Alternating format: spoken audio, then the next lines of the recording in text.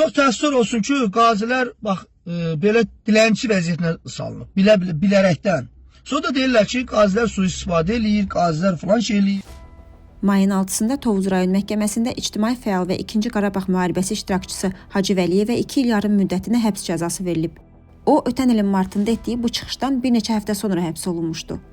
Hacı Vəliyev həbsindən bir neçə gün öncə isə Yasamal rayonunda polisin küçə ticarəti ilə məşğul olan müharibə iştirakçısına zorakılıq tətbiq etməsini ictimailəşdirmişdi. Hacı Vəliyev cinayət məcəlləsinin silahdan istifadə etməklə xuliqanlıq maddəsi ilə təqsirli bilinib. Özü isə həbsxanadan ictimaiyyətə etdiyi müraciətlərdə ittihamı rədd etmiş, hökumətin qazilərə qarşı özbaşınalığından danışdığına görə həbs olunduğunu iddia etmişdi.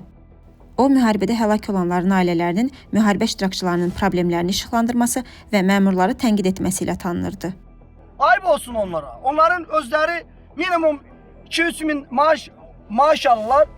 Dövlətin onlara verdiyi avtomobildən istifadə edirlər, müəyyən güzəştlərdən istifadə edirlər və ağızları isti yerdədir. Çünki onlar bu vətənin dar günündə, çətin günündə silaha sarılıb, nə o özləri, nə o soyaddan olan bir nəfər adam gəlib döyüşmədilər.